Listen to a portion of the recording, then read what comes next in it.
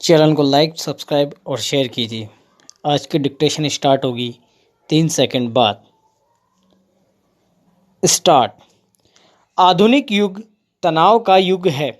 प्रत्येक व्यक्ति अपने जीवन के किसी न किसी मोड़ पर तनावग्रस्त होकर इसका खट्टा मीठा अनुभव करता है।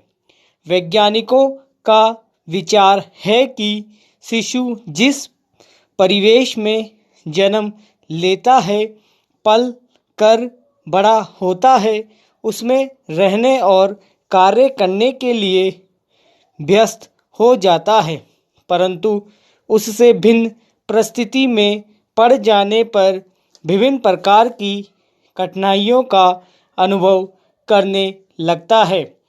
यही कारण है कि मैदानी क्षेत्रों के निवासी उच्च पर्वतीय स्थानों पर जाकर और पर्वतीय क्षेत्रों के निवासी मैदानी क्षेत्रों में आने पर गर्म स्थानों के रहने वाले निवासी ठंडे स्थानों पर जाने पर ठंडे स्थानों के निवासी गर्म क्षेत्रों में जाने पर वहाँ की परिस्थितियों को अपने प्रतिकूल पाते हैं।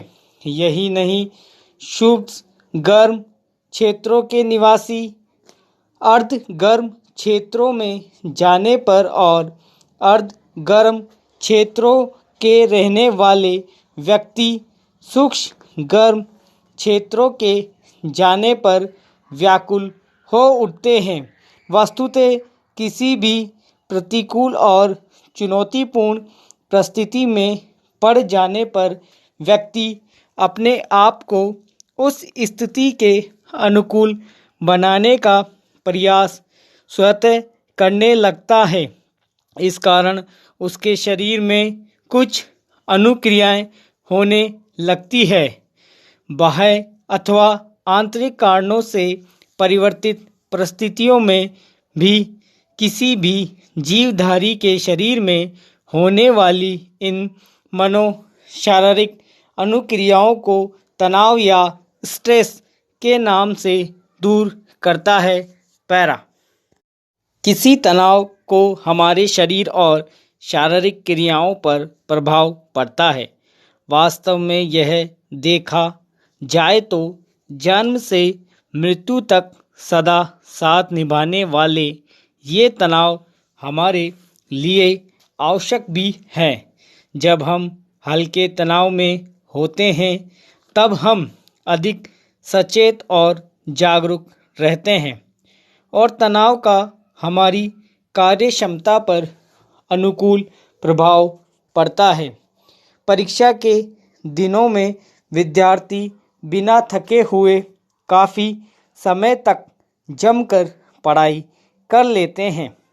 किसी भी खेल स्पर्धा से बहुत पहले से ही खिलाड़ी जी जान लगाकर जीतने की तैयारी करने लगते हैं और सफल भी होते हैं, परंतु प्रत्येक व्यक्ति की तनाव सहन करने की सीमा होती है।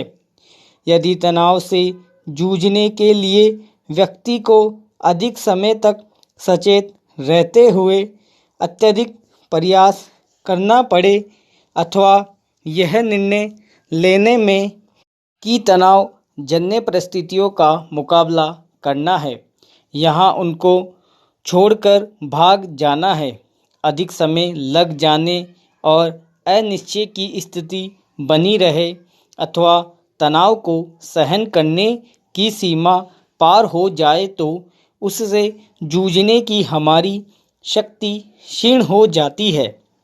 तब हम अनेक शारीरिक और मानसिक बीमारियों की चपेट में आ जाते हैं।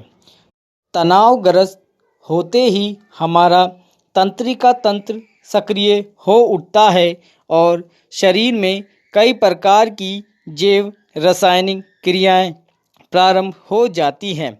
इनके फलस्वरूप मनुष्य उस तनाव से जूझने या उस स्थिति से भागने के लिए अपने आप को तैयार कर लेता है। इन प्रक्रियाओं का नियमन हमारा अनुकंपी और परा अनुकंपी तंत्रिका तंत्र कहलाता है। अनुकंपी तंत्रिका तंत्र शरीर को परिस्थिति के अनुरूप आवश्यक कदम उठाने के लिए तैयार करती है। पैरा ग्रंथि उत्तेजित हो जाती है और उसके आंतरिक भाग से हार्मोनों का स्राव बड़ी तेजी से होता है। जो ही ये स्राव रुधिर से मिलकर पूरे शरीर में पहुंचते हैं, हमारा शरीर जोर जोर से धड़कने लगता है, नाड़ी तेज चलने लगती है, श्वसन दर बढ़ जाती है, आँख की पुतलियाँ चौड़ी हो जाती है तथा शरीर में उत्तेजना और उत्साह उत्पन्न हो जाता है। ये सभी क्रियाएं मनुष्य को खतरों से जूझने के लिए तैयार करती है। परा अनुकंपी तंत्रिका तंत्र के सक्रिय होने पर हमारे अंदर किसी खतरे को सूंघकर उसे पहचानने तथा भली भांति सोचकर ठंडे दिमाग से सही निर्णय लेने की शक्ति विकसित होती है। इस स्थिति में शरीर में होने वाली क्रियाएं व्यक्ति को बिना सोचे समझे निर्णय लेने से रोकती है। व्यक्ति उत्तेजित नहीं होता, व्यक्ति के हृदय तथा नाड़ी की गति एवं श्वसन की दर सामान्य बनी रहती है। रुधिर वाहिनियों का तनाव भी कम रहता है। तनावपूर्ण परिस्थितियों में शरीर को तनाव से बचाने के लिए मानव शरीर होने वाली प्रक्रियाएं व्यक्ति को प्रतिकूल परिस्थितियों को अपने अनुकूल बनाने में सहायक होती है। इन प्रक्रियाओं का अनुकूलन कहते हैं। कुछ वनस्पतियां और प्राकृतिक उत्पाद और खाद्य लवण अनुकूलन की गति को बढ़ाकर मनुष्य को किसी भी प्रतिकूल परिस्थिति से जूझने के लिए तैयार करना का कार्य करती है। इन प्राकृतिक उत्पादों को वैज्ञानिक अनुकूलक के नाम से जानते हैं।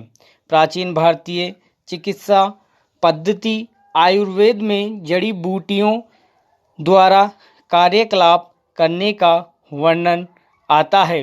इन जड़ी बूटियों के चिकित्सकीय गुणों के बारे में विशद वर्णन ऋग्वेद और अथर्ववेद में भी है।